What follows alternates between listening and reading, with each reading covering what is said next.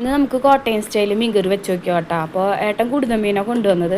അപ്പോൾ ആദ്യം മീൻ വറക്കാനുള്ളത് നമുക്ക് മുളകും പൊടിയും മഞ്ഞൾപ്പൊടിയും ഉപ്പും കൂടിയിട്ട് തിരുമ്പിയിട്ട് അത് പുരട്ടി വെക്കാം കേട്ടോ. അത് കഴിഞ്ഞിട്ട് നമുക്ക് മീൻ കറി വെക്കാൻ നോക്കാം. ഞാൻ ആദ്യമായിട്ടാട്ടോ ഈ കോട്ടയം സ്റ്റൈൽ മീൻ കറി വെക്കണേ. എന്തായാലും നോക്കി നോക്കാം, പരീക്ഷണമാണ്. അപ്പോൾ അതിലാദ്യം ചട്ടി ചൂടാവാൻ വെച്ചിട്ട് അതിലേക്ക് കുറച്ച് ഉലുവയും കുറച്ച് കടുകും കൂടി പൊട്ടിക്കുക വെളിച്ചെണ്ണ ഒഴിച്ചതിന് ശേഷം. അപ്പോൾ അധികം ഉലുവ വേണ്ട കേട്ടോ. അപ്പോൾ അത് അധികം ഉണ്ട് വെച്ചെങ്കിൽ അത് കയ്ക്കും. എന്നിട്ട് പിന്നെ ഇഞ്ചി അരിഞ്ഞതും വെളുത്തുള്ളിയും കുറച്ചായിട്ട് ഇങ്ങനെ വാട്ടുക. അധികം വാടണ്ട, ചെറുതായിട്ടൊന്ന് ഇങ്ങനെ ഇതാക്കിയാൽ മതി.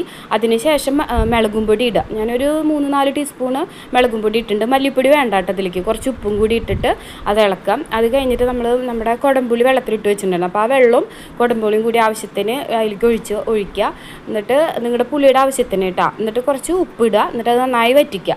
ഈ പാകമാകുമ്പോൾ അതിലേക്ക് തിളപ്പിച്ച വെള്ളം കുറച്ച് ഒഴിക്കുക. എന്നിട്ട് അത് തിളച്ചതിന് ശേഷം എന്താ പറയുക, കഷ്ണങ്ങൾ ഇടുക. എന്നിട്ട് അത് വറ്റിക്കുക. ഇതിലിപ്പോൾ കഷ്ണങ്ങൾ കുറച്ച് കൂടിപ്പോയി എന്ന് സംശയമുണ്ട്. ഇത്ര കഷ്ണമൊന്നും വേണ്ട കേട്ടോ.